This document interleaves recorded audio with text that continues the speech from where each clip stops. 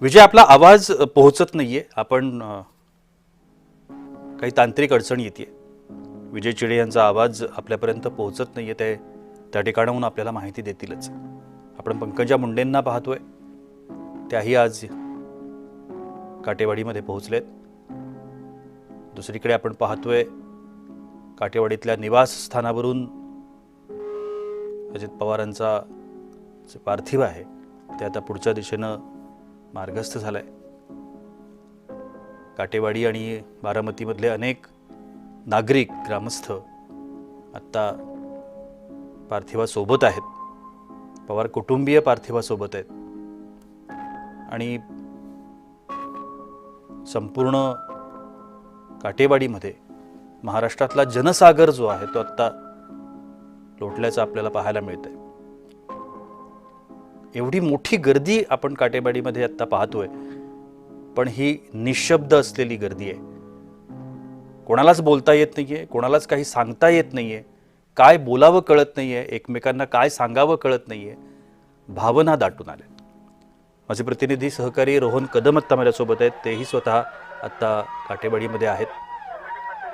रोहन, जसं आत्ता विजय चिडे सुद्धा संपर्कात होते, आपण सातत्यानं त्या ठिकाणची स्थिती, परिस्थिती आपल्या प्रेक्षकांपर्यंत सांगण्याचा प्रयत्न करतोय, नेण्याचा प्रयत्न करतोय. आत्ता त्या ठिकाणी काय स्थिती आहे आणि अंत्ययात्रा सुरू झाली आहे का? अतिशय भावनिक वातावरण या संपूर्ण ठिकाणी सध्याच्या घडीला पाहायला मिळतंय. इथे सगळे आमदार, मंत्री, त्याचबरोबर सगळे सामान्य नागरिक यांच्या प्रत्येकाच्या डोळ्यामध्ये अजितदादांसाठी अश्रू आहेत. कारण का ज्या गरीबातल्या गरीबाचा, दीनदुबळ्यांचा अश्रू पुसण्याचं काम गेल्या कित्येक दशकांपासून उपमुख्यमंत्री म्हणून किंवा मंत्री म्हणून वेगवेगळ्या पदांवरती असताना अजित पवारांनी केलेलं होतं. परंतु आज अजित पवारांच्या अशा पद्धतीने निधन झाल्यामुळे आणि त्यांच्यावरती अंत्यविधी करण्याची वेळ या सगळ्या जनसमुदायाला आल्यामुळे मोठ्या प्रमाणामध्ये अश्रूंचा पूर जो आहे तो या बारामतीच्या विद्याप्रतिष्ठानच्या प्रांगणामध्ये आपल्याला पाहायला मिळतोय. काटेवाडीतून अजित पवारांचं पार्थिव जे आहे ते अगदी काही मिनिटांमध्ये आता विद्याप्रतिष्ठानच्या प्रांगणामध्ये पोहोचतंय. साधारणतः 10:30 नंतर पावणे 11च्या सुमारास सगळे विधी जे आहेत ते केले जातील आणि त्यानंतर अजित पवारांच्या पार्थिवावरती अंत्यसंस्कार जे आहेत ते केले जाणार आहेत.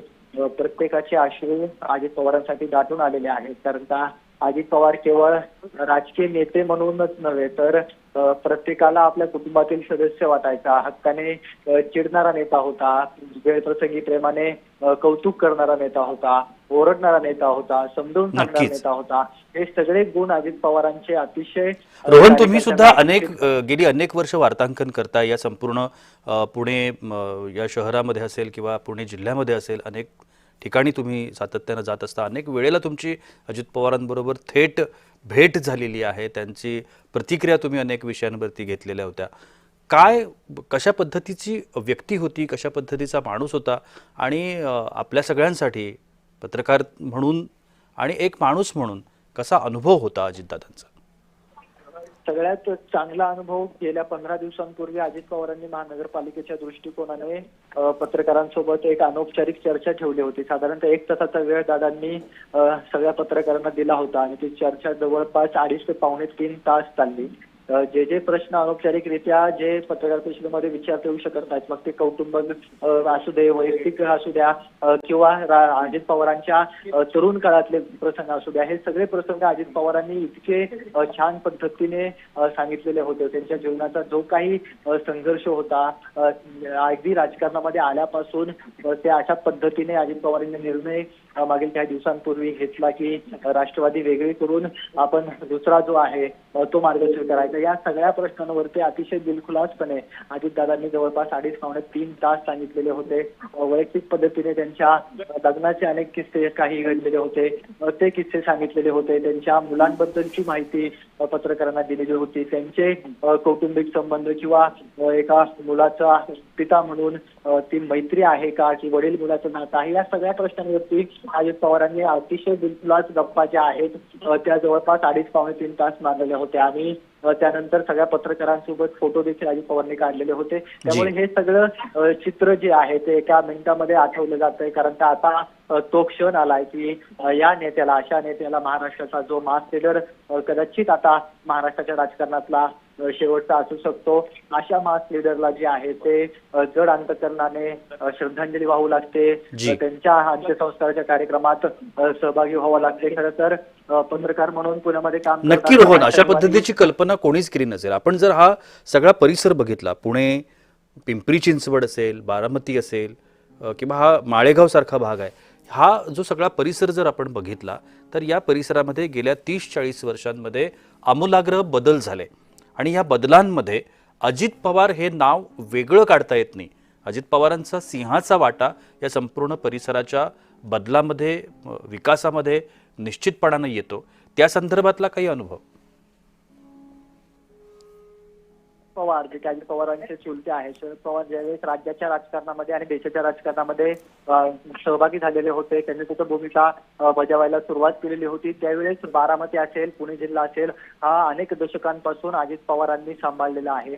अजित पवारांनी या जिल्ह्यामधलं इन्फ्रास्ट्रक्चर असेल किंवा या सगळ्या ग्रामीण भागामध्ये सहकारी संस्था असतील, शेतकऱ्यांच्यासाठी वेगवेगळ्या पद्धतीचे जोड धरले असतील आणि यातून हा सगळ्या घरातील, कुटुंबातील दरडोई उत्पन्न वाढवण्याचा प्रयत्न असेल. हा सगळा प्रयत्न अजित पवारांनी अतिशय नियोजनबद्ध पद्धतीने केलेला होता. कारण त्या नियोजनासाठी अजित पवारांचं नाव घेतलं जायचं, कारण त्यांचा कार्यक्रम एखादा ठरला तर तो कार्यक्रम अगदी वेळेमध्ये सुरू व्हायचा, वेळेमध्ये संपायचा. ज्या ठिकाणी अजित पवार पोहोचणार आहेत तिथे अनेकदा आपण राजकीय नेत्यांचे दौरे पाहतो की अनेक राजकीय नेते 1-1, 2-2 तास सभास्थळी किंवा कार्यक्रमस्थळी उपस्थित राहतात, परंतु अजित पवार कायम प्रत्येक वेळी 10 मिनिटं अगोदर, 15 मिनिटं अगोदर कार्यक्रमाच्या अगोदर पोहोचलेले पाहायला मिळायचे. त्यामुळे वेळेचं नियोजन जे आहे ते अजित पवारांकडून शिकण्यासारखं होतं. अनेक नेत्यांनी ते बोलून देखील दाखवलेलं होतं.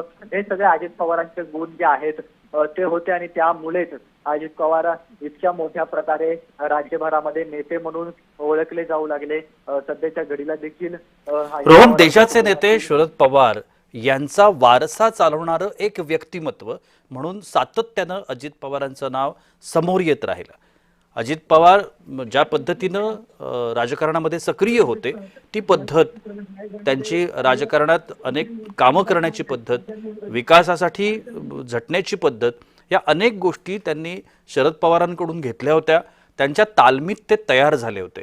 त्यामुळे आता ती एक मोठी पोकळी संपूर्ण पश्चिम महाराष्ट्राच्या राजकारणात निर्माण झालेली आहे आणि ती कधीही न भरून येण्यासारखी आहे. निश्चितच ही पोकळी अतिशय मोठी असणारी आणि ही कधीच भरून न निघणारी आहे. कारण की मी मगाशी देखील सांगितलं की आता मास लीडर म्हणून जनतेचे प्रतिनिधी, खऱ्या अर्थाने मोठा जनसमुदाय ज्यांच्या पाठीमागे उभा राहील असा नेतृत्व जे आहे ते कदाचित अजित पवारांच्या रूपाने शेवटच पाहिलं जात होतं आणि तोच नेता जो आहे तो आता आपल्यातून निघून गेलेला पाहायला मिळतोय. अजित पवारांच्या कुटुंबातील अनेक प्रतिनिधी जे आहेत आणि सदस्य जे आहेत ते या ठिकाणी पोहोचतायत. त्यांच्या डोळ्यामध्ये देखील अश्रू जे आहेत ते पाहायला मिळत आहेत. खरं तर अजित पवार यांचा जो काही दरारा होता तो यापूर्वी देखील महाराष्ट्राने पाहिलेला आहे. अजित पवारांचा दरारा होता, पण ती दरारामध्ये कधीही आपल्याला औषध पाहायला मिळत नव्हती. प्रेमाने बोलणं असेल किंवा प्रेमाने समजावणं असेल, हे देखील अजित पवारांचा एक खूप मोठा गुण जो आहे तो पाहायला मिळत होता. त्यामुळे प्रत्येकाला असं वाटतंय की दादा आत्ताच्या घडीला तुम्ही सहाय्य केली, एवढी जी काही सहाय्य केलेली आहे ती काही बरोबर नाही. आजवर तुम्ही अनेकदा भल्या सकाळी उठवले आणि अनेकदा अधिकाऱ्यांची तारांबळ असेल या सगळ्या प्रकारामुळे, त्यामुळे अनेकदा प्रशासन देखील अजित पवारांवरती नाराज असायचं. परंतु कामाची पद्धत, कामाचं स्पीड पाहिल्यानंतर आणि लोकांसाठी काही ना काहीतरी करण्याची अपेक्षा ज्या पद्धतीने पवार वेळोवेळी दाखवायचे ते पाहता सगळेच जण जे आहेत ते अजित पवारांच्या कामाला. रोहन, आता या अंत्यविधीसाठी जी सगळी मंडळी काटेवाडीच्या या प्रांगणामध्ये जमलेली आहेत, या मंडळींकडे जर आपण पाहिलं तर 2 स्तर आपल्याला सातत्यानं दिसतात. एक स्तर की जो अगदी निम्न वर्ग आहे, कष्टकरी, रोजगार करून आपली उपजीविका सांभाळणारा अशा पद्धतीचा कष्टकरी वर्ग आहे या संपूर्ण भागामधला, तो एकीकडे अश्रू ढाळतोय.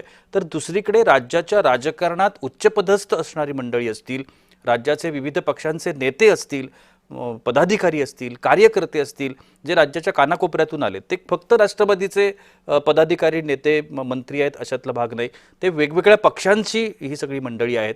त्यांच्याही डोळ्यामध्ये तशाच पद्धतीचे अश्रू आहेत. तीही हतबल झाल्याची भावना प्रत्येकाच्या दिसून येते. तर हा जो 2 स्तरांना सांभाळण्याची जी कसरत होती, ती कसरत अजित पवारांना या 30-40 वर्षांमध्ये खूप छान पद्धतीनं जमलेली होती. आणि तेवढा विश्वास आणि तेवढे विश्वासाची भावना त्यांनी या प्रत्येकाच्या मनामध्ये स्वतःबद्दल निर्माण केलेली आपल्याला पाहायला मिळते असं म्हणावं लागेल.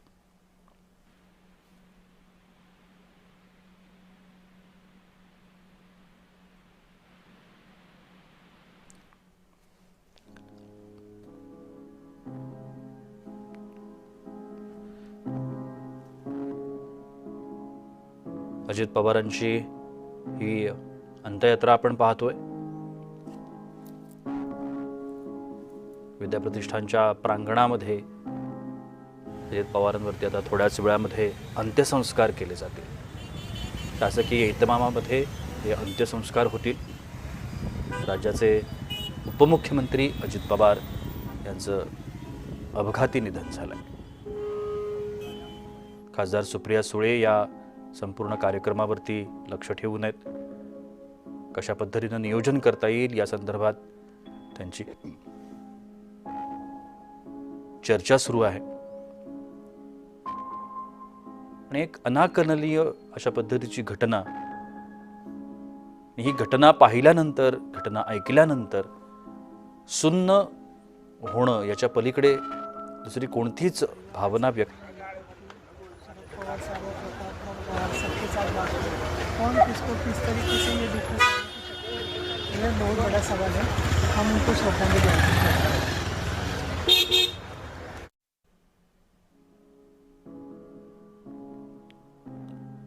नीलम गोरे यांना आपण पाहिलं, त्यांनीही अजित पवारांना श्रद्धांजली अर्पण केली आहे.